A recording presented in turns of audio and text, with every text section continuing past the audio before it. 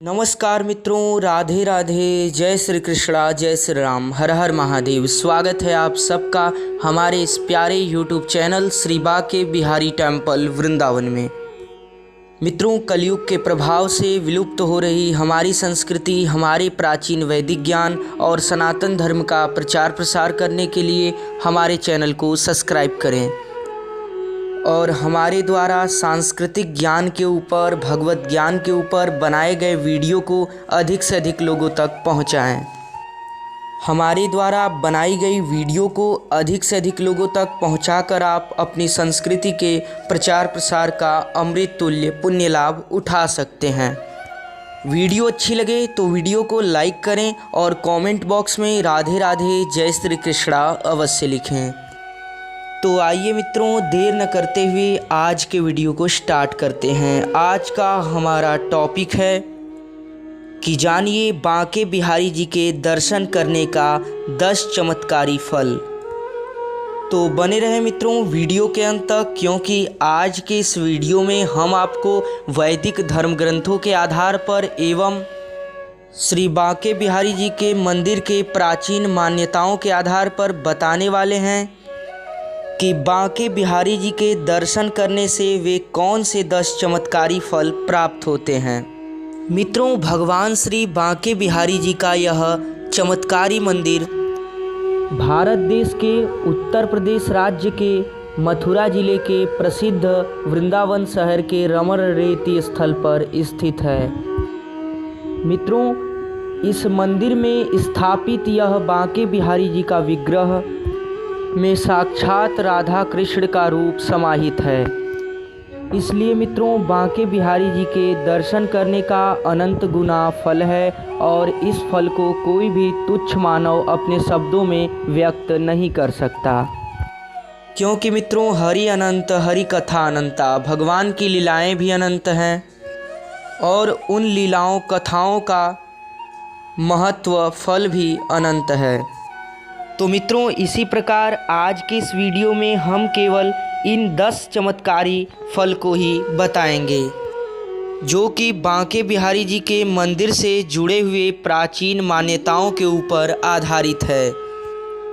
तो आइए मित्रों, बांके बिहारी जी की मंदिर के प्राचीन मान्यताओं के आधार पर बताते हैं कि वे कौन से 10 चमत्कारी फल व्यक्ति को दर्शन करने के बाद प्राप्त होते हैं।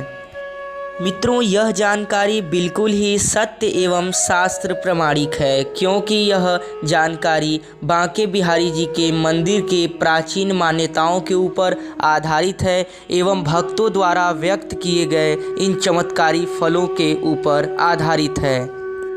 तो आइए मित्रों, बांके बिहारी जी के इन 10 चमत्कारी फलों को जानते हैं। मित्रों, इनमें से पहला फल है देवभूमि है वृंदावन। अर्थात कि मित्रों, आप सभी लोग भलीभांति जानते हैं कि वृंदावन का अर्थ होता है वृंदा अर्थात तुलसी और वन का अर्थ जंगल, अर्थात कि जहाँ तुलसी का जंगल हो या तुलसी का वन हो उसे ही वृंदावन कहते हैं।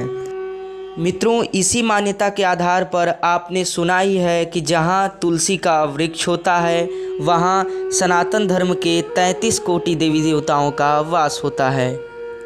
अर्थ स्पष्ट है मित्रों कि देवभूमि है वृंदावन, अर्थात कि सभी देवी देवताओं का वास वृंदावन में है। इसलिए मित्रों, कई धर्म ग्रंथों में, शास्त्रों में, पुराणों में वृंदावन का महत्व बहुत ही ज़्यादा बताया गया है। साथ ही साथ पुराणों शास्त्रों की माने तो भगवान श्री कृष्ण यहाँ नित्य लीलाएं करते थे और उन्होंने इसी प्रसंग में प्रयागराज से भी कहा था कि वृंदावन उनका साक्षात घर है और इस घर में सदैव के लिए वे वास करते हैं। भले ही मित्रों, श्री कृष्ण कंस का वध करने के लिए वृंदावन को छोड़कर मथुरा गए थे और मथुरा से वे द्वारिकापुरी में बस गए, लेकिन मित्रों, पुराणों में श्री कृष्ण का स्वयं कथन है कि वृंदावन में वे प्रत्येक समय, प्रत्येक क्षण वे हर युगों में वास करते हैं। और इससे मित्रों पहला फल सिद्ध होता है कि वृंदावन में जाने से देवी देवताओं की कृपा प्राप्त होती है। और पुराणों में मित्रों इस स्थान को ऐसा बताया गया है कि यहाँ के कण कण में राधा और कृष्ण का वास है। मित्रों ज़्यादा क्या बताना, इस मिट्टी में तो भगवान श्री कृष्ण स्वयं खेले हैं और इसी मिट्टी में लोट लोट कर उन्होंने अपनी बाल्य लीलाएं भी क्रीड़ा की है। तो आइए मित्रों अब जानते हैं दूसरे चमत्कारी फल को। मित्रों बांके बिहारी जी के दर्शन की इच्छा मात्र से सारे पाप कट जाते हैं।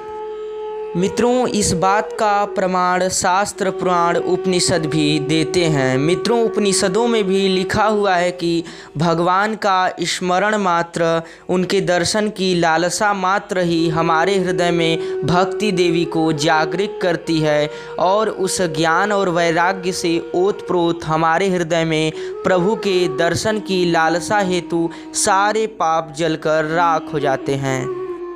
और मित्रों बांके बिहारी जी तो साक्षात मनुष्यों का कल्याण करने के लिए ही कलयुग में विग्रह के रूप में अवतरित हुए हैं और उन्होंने अपने युगल स्वरूप अर्थात राधा और कृष्ण दोनों स्वरूप को एक ही मूर्ति में समाहित किया है, जिसके कारण मित्रों इनका दर्शन करने की इच्छा मात्र करना ही मनुष्य के सारे पापों को जलाकर राख कर देने वाला है।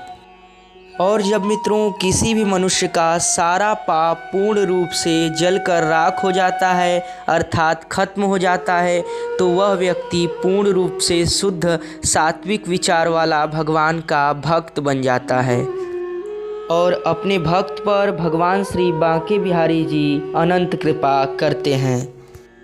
तो आइए मित्रों अब जानते हैं तीसरे रहस्य को, जो कि चमत्कारी फल के रूप में समाहित है। मित्रों सभी मनोकामनाएं होती है पूरी, अर्थात कि मित्रों बांके बिहारी जी के मंदिर में दर्शन करने मात्र से मनुष्य की सभी मनोकामनाएं पूर्ण होती है। ऐसा कहना इसलिए उचित है मित्रों क्योंकि देश दुनिया विदेश से सभी भक्तगण में से अधिकतर भक्त बांके बिहारी जी के मंदिर में दर्शन करने कोई न कोई मनोकामनाएं लेकर आते हैं और उनमें से सभी भक्तों का यही कहना होता है कि बांके बिहारी जी के दर्शन करने मात्र से जो भी मनोकामनाएं वे लेकर आते हैं वे पूरी हो जाती है। इसका एकमात्र कारण मित्रों यही है कि सभी मनोकामनाओं को पूर्ण करने वाली श्री माया देवी हैं और प्रभु बांके बिहारी स्वयं मायापति हैं। इसी कारण से जो भी व्यक्ति इनके दर्शन करने की लालसा रखता है अर्थात दर्शन करने आता है, उस व्यक्ति की मनोकामनाएं माया देवी पूर्ण कर देती हैं।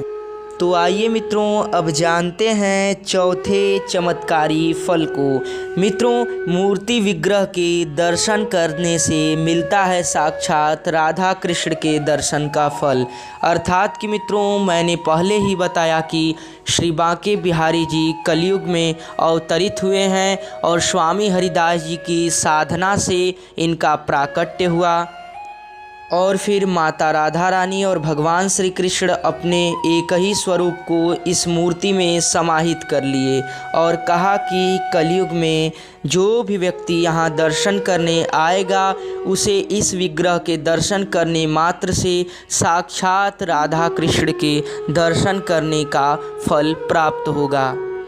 और मित्रों धर्म ग्रंथों की माने तो बांके बिहारी जी का अगर व्यक्ति दर्शन करता है तो उसे साक्षात राधा कृष्ण का दर्शन करने का फल प्राप्त होता है और अगर कोई भी व्यक्ति साक्षात राधा कृष्ण का दर्शन करता है तो वे वैकुंठ जाने का अधिकारी बन जाता है। वे केवल दर्शन करने मात्र से ही इतना बड़ा अनंत गुना फल प्राप्त कर लेता है। तो आइए मित्रों अब जानते हैं पांचवें चमत्कारी फल को। मित्रों जो भी व्यक्ति बांके बिहारी जी का दर्शन करता है वह सदैव के लिए उन्हीं का होकर रह जाता है। इसका अर्थ स्पष्ट है मित्रों कि बांके बिहारी जी का जो भी व्यक्ति दर्शन के लिए आता है वह व्यक्ति पूर्ण रूप से बांके बिहारी जी के श्री चरणों में समर्पित हो जाता है। और भगवत गीता में भगवान श्री कृष्ण ने स्वयं कहा है कि जो भी व्यक्ति उनके श्री चरणों में समर्पित हो जाता है वह व्यक्ति भगवान श्री कृष्ण का हो जाता है। फिर उस व्यक्ति पर प्रभु की माया का कोई असर नहीं होता है और वह व्यक्ति सदैव के लिए श्री कृष्ण भक्त बन जाता है और उसे भगवत प्राप्ति अर्थात कि परमात्मा की प्राप्ति हो जाती है। तो आइए मित्रों, अब जानते हैं छठे चमत्कारी फल को।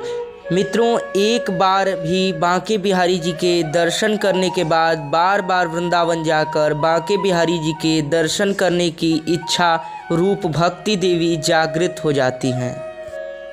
अर्थात कि मित्रों, यह कई भक्तों का अनुभव भी है एवं बांके बिहारी जी के मंदिर की अद्भुत मान्यता भी है कि यदि कोई भी व्यक्ति एक बार भी श्री बांके बिहारी जी का दर्शन कर लेता है तो उस व्यक्ति को बार बार श्री बांके बिहारी जी के दर्शन करने का इच्छा होता है, क्योंकि श्री बांके बिहारी जी के दर्शन करते ही उस व्यक्ति के हृदय में भक्ति देवी जागरूक हो जाती हैं और व्यक्ति का आत्म साक्षात्कार हो जाता है और व्यक्ति का श्री कृष्ण से लगाव हो जाता है और उसके हृदय में यह तीव्र इच्छा बनी रहती है कि कब उसे बांके बिहारी जी का दोबारा दर्शन हो जाए।